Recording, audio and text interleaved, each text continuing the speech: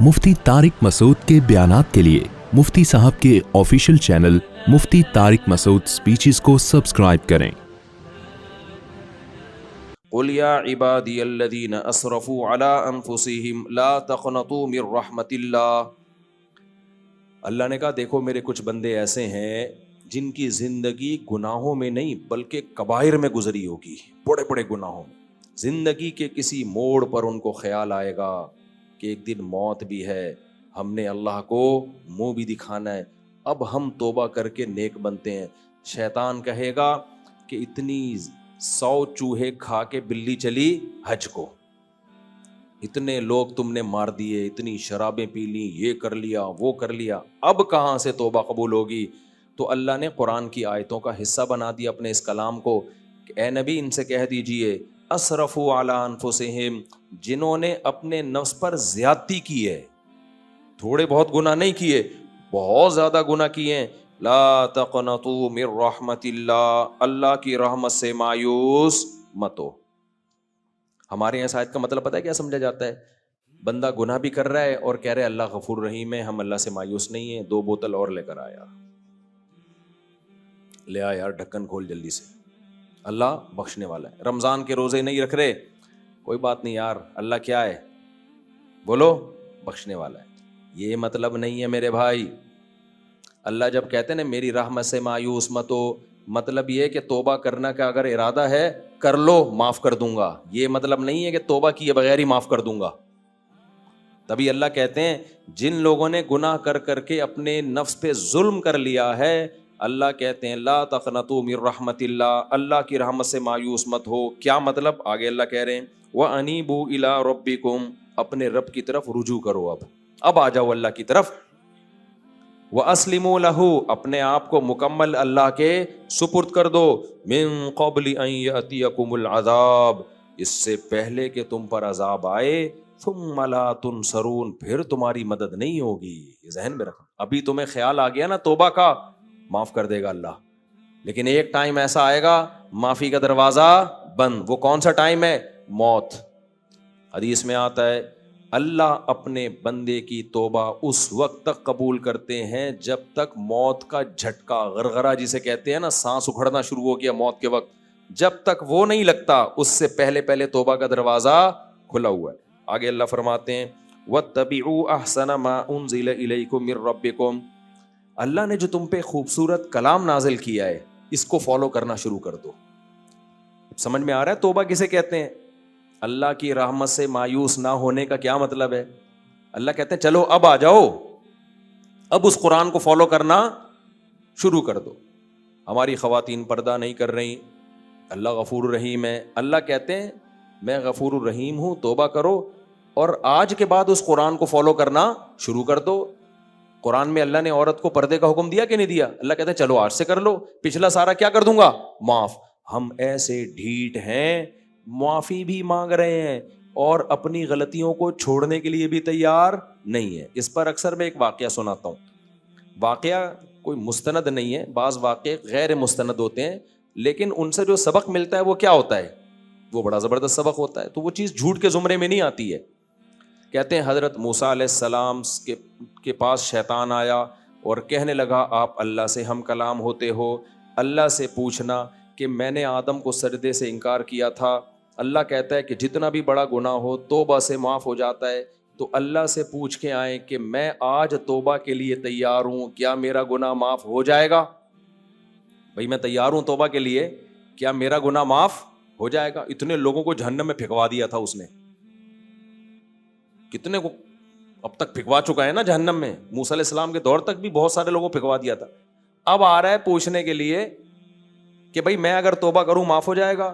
हजरत मूसा ने अल्लाह से पूछा अल्लाह शैतान तौबा करेगा तो क्या तौबा करेगा तो माफ हो जाएगा उसका गुनाह? अल्लाह ने कहा मेरा तौबा के बारे में कानून सब के लिए, जो भी तौबा करेगा उसका गुनाह माफ हो जाएगा। यहां तक मैं और आप, हम और शैतान मुत्तफिक हैं।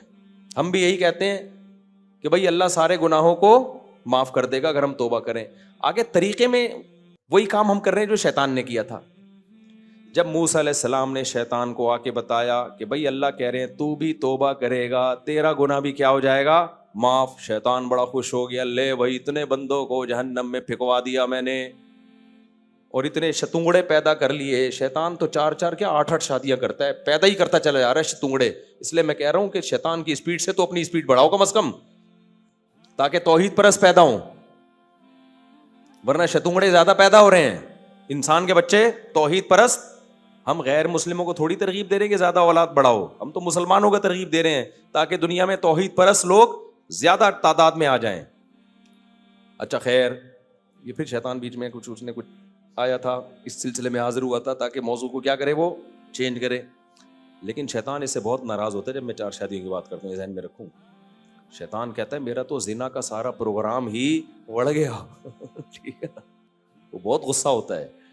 اچھا خیر, تو موسیٰ علیہ السلام نے شیطان سے کہا کہ اللہ کہہ رہے ہیں تیری توبہ قبول ہو جائے. شیطان بڑا خوش ہو گیا, لے بھائی اتنے بندے پھکوا دیے اور توبہ کروں گا. توبہ بھی کیا, 27ویں رات کو اٹھ کے روؤں گا ختم قرآن کے موقع پر, اگلا پچھلا سب معاف.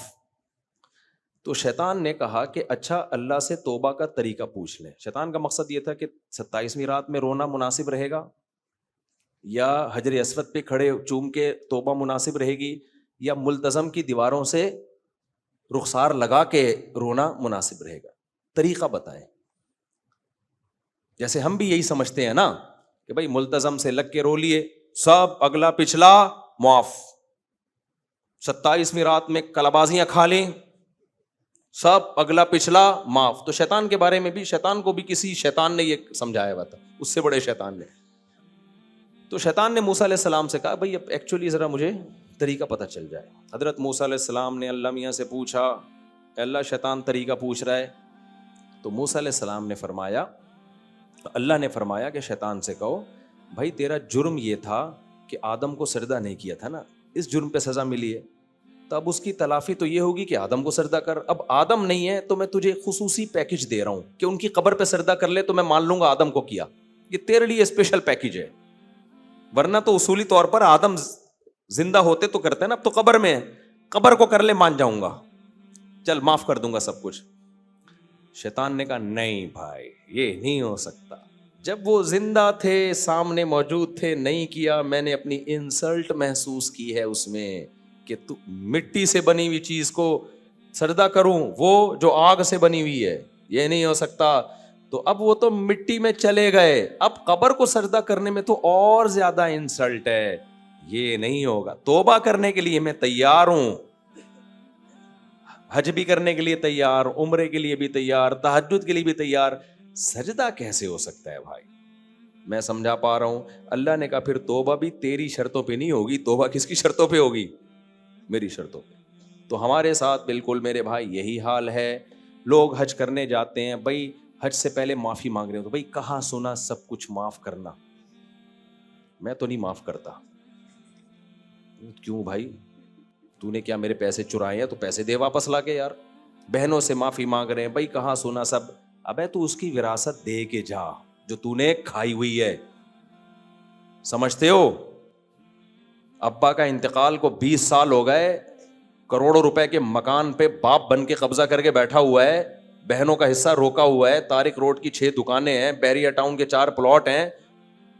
توبہ کرتے رہیں گے, معافیاں مانگتے رہیں گے, حق دینے کے لیے تیار نہیں. آدم کا حق تھا نا کہ ان کو سجدہ کیا جائے جب اللہ نے کہا ہے, شیطان آدم کو یہ حق دینے کے لیے تیار نہیں ہوا. آج بھی یہی ہو رہا ہے, نماز پڑھتے نہیں ہے بھائی. تم نے اللہ کو نماز قضا کر کے ناراض کیا, اب اللہ سے توبہ کرو, معاہدہ کرو, اے اللہ آئندہ میں پابندی سے نماز پڑھوں گا, اور جو چھوٹ گئی ہیں ان کی تلافی کروں گا, میں قضا پڑھوں گا میں ان کی. اس کے لیے تیار نہیں ہیں آپ. تو جب بھائی آپ خود ہی بخشش چاہتے نہیں ہو, خالی پیلی کے بول ہیں آپ کے پاس, آپ نے کسی کا پیسہ دبایا ہوا ہے, 1 کروڑ روپے کھا گئے, آپ دے نہیں رہے, آپ اس کے پاس آ کے کہتے ہو بھائی صاحب معاف کر دو, وہ کہتا ہے یار تو نے 6 مہینے میرے پیسے دبائے, میرے دل پہ آرے چلے ہیں, کھانے کو روٹی نہیں تھی, چل دیر آیا درست آیا, میں معاف کرنے کے لیے تیار ہوں, چل. وہ تو یہ سمجھے گا اب یہ دے رہا ہے پیسے نا, چل یار دے دے, دوں گا تو بھائی ابھی بھی نہیں, دینے کے لیے سلسلے میں تھوڑی آ جاؤں میں. اصل میں ایکچولی عمرے پہ جا رہا تھا تو میں نے کہا سب سے معافی تلافی کر کے جاؤ. کیا کہ یہ تکلف کی ضرورت نہیں ہے, نکلو پتلی گلی سے یہاں.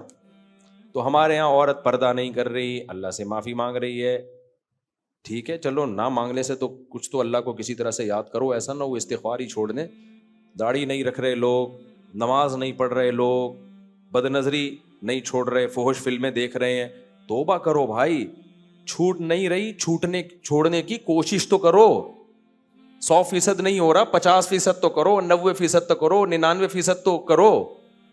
کچھ تو ہمت. آپ نے 1 کروڑ روپے کھائے ہوئے ہیں, باپ سے نہیں نکل رہے, تو کم از کم وعدہ تو کر لو یار, جب ہوگا دے دوں گا. دینے کا تو پروگرام ہی نہیں ہے. آپ کہو یار 1 کروڑ کھا کے بیٹھا ہوں, اب 1 کروڑ نہیں ہے, ہر مہینے 50,000 لے لیا کر, شاید اس کو ترس آ جائے کہ چل یار تھوڑا تھوڑا کر کے دے. یار ہر مہینے 10,000 دے دیا کر, چلو یار تھوڑے تھوڑے, یار چلو 10 بھی نہیں ہے, جب ہوں گے وعدہ کر رہا ہوں میں کوشش کروں گا دینے کی. نہ دینے کا تو نام ہی نہیں لے رہے. سوری, معافی معافی, پاؤں میں گر گر کے رو رہا ہے, معافیا مانگ رہا ہے. وہ کہہ رہے میرے پیسے, کہہ رہے پیسوں کی بات نہیں کرنا مجھ سے, پیسوں کے سلسلے میں تو میں آیا ہوں ہی نہیں. وہ کہہ رہے شاید تیرے پاس ہے نہیں, ختم ہو گئے یا نہیں ہو گئے, یہ میرا مسئلہ ہے, یہ آپ کا مسئلہ نہیں ہے. میں آپ سے معافی مانگتا ہوں, بس مجھے معاف کر دو. وہ کہے گا بھائی یہ ڈرامہ کسی اور کے سامنے جا کے کرو, مجھے کیا تم نے بے وقوف سمجھا ہوا ہے, وہی کہے گا نا. تو ہم یہی کام کس کے ساتھ کر رہے ہیں؟ اللہ کے ساتھ کر.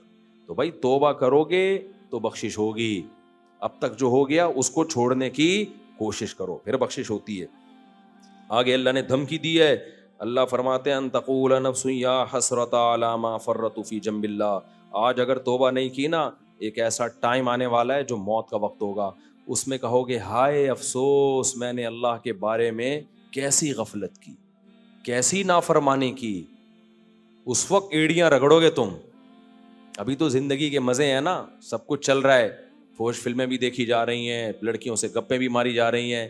یہ طاقتیں آپ میں ہر وقت موجود نہیں ہوں گی. آپ جب مرنے لگو گے آپ کو پتہ ہے ابھی میری روح نکلے گی اور پھٹے پہ مجھے لٹایا جائے گا, پھر قبر کے اندر لٹایا جائے گا. اتنی موٹی موٹی سلیں رکھ کے ایک سوراخ بھی نہیں چھوڑتے مردے کے لیے کہ تھوڑا سانس ہی لے لے کہیں سے, کوئی روشنی کی جگہ نہیں چھوڑتے. اور جو کہتے ہیں نا ہمارا ٹائم پاس نہیں ہوتا, اصل میں فلمیں ڈرامے دیکھے بغیر, حضرت حکیم اختر صاحب رحمہ اللہ بڑی پیاری بات کرتے تھے. فرماتے تھے ٹائم پاس نہ ہوتا تو قبر میں کیسے پہنچتے. یہ اتنے مردے جو قبروں میں ہیں سب کا ٹائم پاس ہوا ہے تبھی تو پہنچے ہیں. ٹائم رکا ہوا ہوتا تو مرتے ہی نہیں کبھی. ٹائم سب کا پاس ہو رہا ہے, کسی کا نماز پڑھ کے, اچھے کام کر کے, کسی کا سٹے لگا کے, فلمیں دیکھ کے, ڈرامے دیکھ کے, لڑکیوں سے باتیں کر کے. ٹائم میرے بھائی سب کا پاس ہوگا اور اینڈ سب کا ایک جیسا ہونے والا ہے. وہ کیا ہے؟ سب کچھ چھوٹ جائے گا. یہ جو آپ کی محبوبائیں ہیں نا جو تم لوگوں نے پالی ہوئی ہیں اور صبح شام دل دینے کی باتیں کرتے ہو, تھوڑا سا لکوا ہو جائے پھر دیکھو تمہیں کون پوچھتا ہے. اور تمہاری گرل فرینڈ کو تھوڑا سا فرما آڑا ترشا ہو جائے بس, تم بھی کہو گے بھائی مجھے اگر محبت ہی کرنی اپنی ماں سے نہیں کروں تجھ سے کیوں کروں میں. جب ٹیڑھی ہو گئی نا, تھوڑی سی لکوا ہو گیا آپ کی گرل فرینڈ کو, تھوڑا سا فرما ٹیڑھا ہو گیا, جیسے ہی آپ ملو گے آپ بولو گے واٹس گوئنگ آن, کیا ہو رہا ہے, واٹس ہیپننگ. وہ جواب میں کہے میں آپ کی محبوبہ, آپ مجھے دل دیا تھا آپ نے. وہ کہ دیا تھا آپ نے. وہ کہ آپ محبت کریں تو آپ جواب میں پتہ کیا ہوگا, ماں سے نہیں کر لوں جس نے مجھے گود میں پالا ہے, میری نجاستیں صاف کی اس نے راتوں کو اٹھ کے, میرے لیے اتنی قربانیاں دی, اس سے نہیں کر لوں. کرنی ہے تو بھائی اس سے کروں گا میں. تو یہ ہے یہ دنیا کی بولو محبت, جس کو کہہ رہے ہیں دل دے دوں گا اور اس کے لیے خودکشیاں. ماں کی محبت میں نے کوئی کھمبے سے لٹکتا ہوا نہیں دیکھا. گرل فرینڈ میں لٹک رہے ہیں, نہیں ملی تو لٹک گیا وہاں جا کے, وہاں لٹک گیا, وہاں نالے سے دریافت ہوا اور پھر فخر بھی کر رہا ہوتا ہے. جہنم میں جائے گا. اللہ کہے گا مرنا تو ویسے ہی حرام ہے خودکشی, لیکن ماں پہ, ملک پہ جان دے دیتا, باپ پہ جان دیتا, ماں پہ جان دیتا. تو اس لیے میرے بھائی جو جتنی محبت ہے نا اس کو اتنا ہی رکھو. یہ اللہ نے ایک سیکس کی ایک انسان میں وہ رکھی ہے تاکہ نسل بڑھے, نکاح ہو اور آگے نسل بڑھے. اس سے زیادہ اس کو لفٹ کرانے کی ضرورت نہیں. اور میاں بیوی میں تو پھر بھی پاکیزہ محبت بھی ہوتی ہے. جب یہی شادی میں تبدیل ہوتی ہے محبت مارکیٹ سے شارٹ, ٹھیک ہے, تبھی تو طلاقیں ہوتی ہیں. گرل فرینڈ بوائے فرینڈ والے نکاح اکثر ناکام ہوتے ہیں. کیونکہ پہلے جو جذبات ہوتے ہیں شادی کے بعد وہ رہتے نہیں, شادی کے بعد ذمہ داریاں آ جاتی ہیں, ذمہ داریاں پوری کرتے ہوئے آدمی بھی ڈرتا ہے, بیگم بھی ڈرتی ہے. بیگم کہہ رہی پہلے بوائے فرینڈ تھا, سانس نند کا کوئی چکر ہی نہیں تھا, قائد اعظم کے مزار پہ فاتحہ کے بہانے جاتے تھے, ملاقات کر کے آتے تھے, محبت کی باتیں ہوتی تھی اور جو ہے نا وہ انجوائے کر رہے تھے. اب عورت کہتی ہے اب تو اس کی ماں کی خدمت کرو, اس کی بہنوں کے تانے سنو, اس کے کپڑے استری کرو, ناشتہ بنا کے دو وغیرہ وغیرہ, بیسیوں پہ بچہ پیدا کرو, اس کے لیے اتنی ٹینشن. اور مرد بھی یہ کہتا ہے ابے گیس بجلی کا بل بھی میں دوں اور کماؤں بھی میں, آدھا تو کم بخت یہ کھا جاتی ہے, پہلے تو میں دوستوں میں بھی اڑاتا تھا اب تو سارا یہ کھا جاتی ہے. فوراً دونوں کس کی طرف جاتے ہیں؟ ڈیورس کی طرف. تبھی آپ دیکھ لیں جتنے بھی عظیم انسان ہیں نا, یہ گھروں میں عظیم نہیں ہوتے, ان کے گھروں میں علیحدگی ہوتی ہے.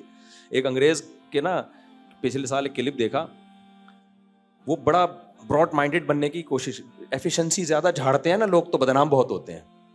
ان میں طلاق ہو رہی ہے نا, تو یہ پیغام دینا چاہتے ہیں کہ ہم میاں بیوی ایکچولی دیکھو کتنے نیک ہیں, کیسے تمیز سے ہم علیحدگی اختیار کر رہے ہیں. تو سوسائٹی کو یہ میسج دے رہے ہیں اتنی محبت سے الگ ہوا کرو. لوگوں نے دبا کے گالیاں دی ہوئی تھی نیچے, کیونکہ ان کی عمر اچھی خاصی ہو گئی, بچہ ہے نہیں. لوگوں نے کہا کم بختو اتنے 8-10 سال تم اکٹھے رہو, ایک بچہ بھی تم, یہ کیا تمہاری محبت تھی یار, ایک بچہ بھی تم سے پیدا نہیں ہوا. اب تو الحمدللہ میرے بیان سن کے لوگ آٹو پہ آ گئے ہیں, آٹو پہ نا خود ہی گالیاں دینا شروع کر دیتے ہیں. اور بالکل صحیح کہہ رہے ہو یار, تمہارے اندر اتنی محبت تھی تو چلو ٹھیک ہے تم تمیز سے علیحدگی اختیار کر رہے ہو, لیکن جب کم بختوں تمہارے نسل ہی نہیں ہوگی تو علیحدگیاں ہی ہوں گی. میاں بیوی تو شروع میں محبت ہوتی ہے, اس کے بعد وہ اولاد کی خاطر جڑ کے رہ رہے ہوتے ہیں, ان کی محبت چینج ہو جاتی ہے کسی اور محبت میں. تو انگریزوں کے ہاں ہوتے ہی نہیں. انہوں نے کہا کم بختوں 10 سال میں تمہارے بچہ پیدا نہیں ہوا اور کہہ رہے ہم میوچل انڈرسٹینڈنگ سے کیا ہو رہے ہیں, الگ ہو رہے ہیں. تو الگ ہی ہونا تھا اور کیا کرنا تھا. تو ہم نہیں, پاکستانی نے گالیاں دی میں تھی کہ ہمیں کیوں خراب کر رہے ہو, سمجھ رہے ہو کہ نہیں سمجھ رہے. چلو اب آگے چلتے ہیں جلدی. تو اللہ نے فرمایا ایک دن ایسا آئے گا کہ موت کا وقت آئے گا اور تم حسرت کرو گے, اور پھر پتہ ہے کیا کہو گے, لو ان اللہ ہدانی لکنت من المتقین. اللہ پہ الزام ڈال دو گے, اے اللہ تو اگر مجھے ہدایت زبردستی دے دیتا نا تو آج میں بھی جنت میں جا رہا ہوتا. یہ موت کے وقت انسان کی کیفیت ہوتی ہے. بلی کس پہ ڈال رہا ہے؟ اللہ پہ. اللہ تو زبردستی بھی تو مجھے انسان کا بچہ بنا سکتا تھا نا. پھر جب دیکھے گا نا عذاب نہیں ٹل رہا, پھر پتہ ہے کیا کہے گا, او تقول حین تر العذاب, جب عذاب اپنی آنکھوں سے دیکھے گا, لو ان لی کرۃ فاکون من المحسنین, کہے گا اے اللہ ایک دفعہ دنیا میں جانے کی مہلت دے دے, میں صرف صالح نہیں بنوں گا محسن بنوں گا. محسن کا مطلب اتنا اچھا عمل کر کے آؤں گا نا کہ میرا شمار نیک لوگوں میں نہیں محسنین میں ہو. احسان کہتے ہیں کسی بھی عمل میں ایکسیلنسی پیدا کر دینا. جب میں آؤں گا نا, یعنی اللہ سے کہے گا دوبارہ دنیا میں بھیج دے, مجھے مہلت دے دے, میں اتنا اچھا عمل کروں گا نا کہ تو یہ نہیں کہے گا گڈ, تو کہے گا ایکسیلنٹ. ایک دفعہ مہلت دے دے. یہ کیفیت انسان کی ہوگی کب؟ موت کے وقت. لیکن اللہ فرماتے ہیں بلا قد جاءت کا آیاتی, اللہ کہتے ہیں کیوں نہیں بھائی, مہلتیں بڑی ملی ہیں تجھے, میرے پاس تیرے پاس میری نشانیاں آئیں, میں زمین سے نباتات کو پھاڑ کے تناور درخت بناتا رہا, بیج اور دانے گھٹلی کو پھاڑ کر آسمان سے بارشیں برساتا رہا, تو پیدا ہوا, پیدا ہوتے ہی تیری ماں کی چھاتیوں میں نے دودھ پیدا کر دیا, سوکھا چارہ تو جانوروں کو کھلاتا تھا, اس سے چکنا گاڑا دودھ نکلتا ہوا دیکھ رہا تھا, میری قدرت کے سارے کمالات دیکھے, تو نے موسیٰ کے واقعے بھی پڑھے, تو نے عیسیٰ کے واقعے بھی پڑھے, تو نے سلیمان اور داؤد کے واقعات بھی پڑھے, تو نے محمد صلی اللہ علیہ وسلم کی سیرت بھی پڑھی. اولم نعمرکم ما یتذکر فیہ من تذکر وجاءکم النذیر, اللہ کہیں گے کیا میں نے تجھے اتنی عمر نہیں دی تھی کہ تجھے نصیحت حاصل ہو جاتی؟ ٹائم شارٹ تھا تیرے پاس, کیا سوچنے کا موقع ہی نہیں ملا. اس لیے یہ عذر اللہ کے ہاں نہیں چلے گا. اس لیے میرے بھائی موت سے پہلے انسان کے بچہ بن جائے نا, اس میں فائدہ ہے. اور موت کا کوئی پتہ نہیں ہے. بعض دفعہ شیطان کہتا ہے چلو ابھی تو ہم جوان ہیں, تھوڑا اس کو کیا کر دیں, ہم ڈیلے کر دیں. موت کا پتہ نہیں ہے. اور ایک بات یاد رکھو, جب آپ گناہوں سے بچتے ہو نا, صرف آخرت میں فائدہ نہیں ہوتا, دنیا میں نقد انعام ملتا ہے. خوش زندگی صرف ان لوگوں کی ہوتی ہے جو برائیوں سے بچتے ہیں. اور جو برائیاں کرتے ہیں نا ان کی خوشی کی مثال پتہ ہے کیسی ہے؟ جیسے چرسی اور ہیروئنچیوں کو خوشی ہوتی ہے نشہ کرتے ہوئے. تھوڑی دیر کی خوشی ہے جب تک سٹا لگا رہے ہیں, اس کے بعد جتنے ڈپریشن میں چرسی اور ہیروئنچی ہوتے ہیں نا. کل ہمارے ایک دوست نے آئس والوں کا قصہ سنایا. ماں باپ نے اپنے بچے کو کمانے کے لیے دبئی بھیجا, وہ عیاشیوں میں لگ کے آئس پینے لگا. اب مجھے نہیں پتا ایسے پیتے ہیں آئس, کوئی آئس والا مذاق نہ اڑائے, بس کو یوں نہیں پیتا. مجھے کیا پتا کیسے پیتے ہیں, میں نے تو کبھی دیکھا, اللہ نہ ہی دکھائے تو اچھا ہے. بہرحال جس طرح بھی ناک کے ذریعے دماغ میں ڈال رہے ہیں یا پھیپڑوں میں ڈال رہے ہیں یا سٹا لگا رہے ہیں, واللہ عالم. وہ بچہ کس میں لگ گیا؟ آئس میں. ماں باپ کے لیے ایک عذاب جان بنا ہوا ہے وہ.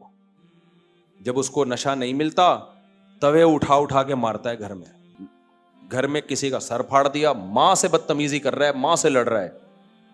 جب پیسے ختم ہو گئے تو اب گھر کی چیزیں اٹھا کے بیچ رہا ہے. ماں پریشان ہے. مولانا شریف تھانوی رحمۃ اللہ فرمایا کرتے تھے, نافرمان اولاد نا انگلی کی طرح ہے جس میں تکلیف دے انگلی, نہ آپ کاٹ سکتے ہو اور نہ آپ رکھ سکتے ہو. کیا کریں اس اولاد کے ساتھ؟ گھر کا سارا سامان بیچ دیا, فائلیں اٹھا کے گھر کی رکھ کر آ گیا, گروی پیسے چاہیے ہم, لیکن اس سے نشہ نہیں چھوٹ رہا. صاف کہہ رہا ہے بھائی میں کیسے چھوڑوں اس کو. تو لوگ کیا کرتے ہیں, بے وقوف آدمی دیکھے گا جب آئس پی رہا ہے نا تو دیکھیں گے یار کتنا سکون میں ہے یار, اصل عیاشی تو کس کی ہے؟ ان لوگوں کی ہے. ابے اصل عیاشی ان کی ہوتی تو یہ ایسی ڈپریشن میں نہ خود جاتے نہ توے سے لوگوں کا سر پھاڑتے. تو جتنے گناہ ہیں, زنا کا نشہ, آپ کیا سمجھتے ہو زنا کرنے والا عیاشی کرتا ہے؟ اپنی عیاشیوں کو آگ لگا دیتا ہے زنا کرنے والا, کیونکہ اس کو جو ٹھڑک پیدا ہو چکی ہوتی ہے نا, اس کو اگر ہر دوسرے دن کوئی طوائف نہ ملے اس کا دماغ خراب ہوتا ہے, وہ پاگل ہوتا ہے. شادی والا آدمی اپنی بیویوں میں مطمئن, اس کو یہ ٹھڑک نہیں ہوتی, وہ بے سکونی کی طرف جاتا نہیں ہے. جیسے جو آدمی شہد کھاتا ہے, دودھ پیتا ہے, کیا اس میں ٹھڑک پیدا ہو جاتی ہے؟ جس دن شہد نہ ملے بے ہوش ہو رہا ہے وہ. بھائی جس دن شہد نہیں ملے گا کھجور کھا لے گا, کیا خیال ہے؟ کھجور نہیں ملے گی گڑ کھا لے گا, گڑ نہیں ملے گا لڈو کھا لے گا, لڈو نہیں ملے گا ایک دن صبر کر لے گا, چلو یار کل کھا لیں گے ہم. لیکن جو نشے کے عادی ہوتے ہیں وہ پاگل ہو جاتے ہیں, ڈپریشن میں جاتے ہیں. تو گناہ ایک نشہ ہے, یہ نیچرل, یہ لذت حاصل کرنے کا نیچرل طریقہ نہیں ہے. دودھ نیچرل ہے, شراب نیچرل نہیں ہے. دودھ پینے والے کو دودھ نہ ملے ڈپریشن میں نہیں جائے گا, شراب پینے والے کو شراب نہ ملے پاگل ہو جائے گا. وہ بندوقیں نکال کے بندے مارنا شروع کر دے گا. جو جرمنی میں مارا ہے نا شرابی نے, گھس کے بندہ ہی مار دیا. تو اسی طرح میرے بھائی نکاح کرنا نیچرل ہے, زنا کرنا نیچرل نہیں ہے. نکاح کرنے والے کی بیوی اگر کچھ دن کے لیے مارکیٹ سے یعنی گھر سے شارٹ ہو گئی, منائے گا, صبر کرے گا, ایک اور شادی کی کوشش کرے گا, یہی ہوگا, پاگل نہیں ہوگا. زنا کرنے والے کو جب اس کے دماغ میں اس کے شہوت چڑھتی ہے نا, اس کو عورت نہ ملے وہ پاگل ہونا شروع ہو جائے گا. سمجھ میں آ رہی ہے بات کہ نہیں آ رہی ہے؟ وہ ان کی زندگی کے مزے کرکرے ہونا شروع ہو جاتے ہیں. یار ہماری زندگی کی رنگینیاں کیا ہو گئی, ختم. تبھی تو بڈھے ہو کے یہ لوگ خودکشیوں کی طرف جاتے ہیں. ہمارا بوڑھا خودکشی کی طرف نہیں جاتا. ہمارا بوڑھے جتنے نیک اعمال ہونا, عمر زیادہ ہوتی ہے, ان کی زندگی میں سکون اتنا ہی زیادہ آنا شروع ہوتا ہے. کیسا وقار ہوتا ہے ہمارے جو نمازی بوڑھے ہیں ان کے چہروں پہ. انگریزوں بوڑھوں کے چہروں پہ یہ وقار تھوڑی ہوتا ہے. ڈپریشن میں ہوتے ہیں, ٹینشن میں ہوتے ہیں, اللہ اللہ کرنے کی تو کبھی زندگی میں عادت پڑی نہیں ہوتی. تو اب مخلوق سر پہ سوار ہوتی ہے, مخلوق لفٹ کرانے کے لیے تیار ہوتی نہیں ہے. تو اس لیے میرے بھائی گناہوں سے دور بھاگنے میں ہی عافیت ہے. تبھی اللہ تعالیٰ کہتے ہیں جو اللہ سے نہیں ڈرتا وہ اپنی جان کا نقصان کرتا ہے, اپنی جان پہ ظلم.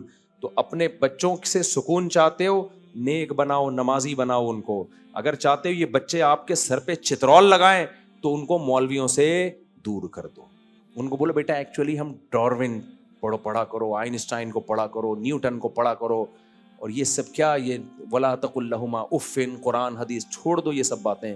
دیکھو یہ اولاد تمہارے لیے عذاب جان نہ بنے تو میرا نام بدل دینا. تبھی تو بچے پیدا نہیں کر رہے لوگ, ان کو پتا ہے ایک آدھی ایسا مصیبت نکلتا ہے تو 18 کہاں افورڈ کر پائیں گے وہ. تو دین ہوگا, گھر میں بھی سکون, زندگیوں میں بھی سکون. سمجھتے ہو؟ ابھی دیکھو مسجد میں آپ لوگ بیٹھے ہوئے ہو, کوئی سونے چاندی, صوفے, بیڈ, ایئر کنڈیشن بھی نہیں ہے ہماری مسجد میں, پھر بھی سکون مل رہا ہے کہ نہیں مل رہا؟ نیچے بیٹھے ہوئے آرام سے. میں نے تو نہیں دیکھا کوئی ڈپریشن میں جا رہا ہو, یہ کیا ہو رہا ہے, مجھے گدے نہیں, مجھے یہاں پر وقت پہ یہ چیزیں نہیں مل رہی. بھائی نیچر میں کیا ہے؟ سکون ہے. اور تکلفات میں کیا ہے؟ ٹینشن ہے. اب یہ نہیں کہ گھر سے صوفے نکال دو جا کے.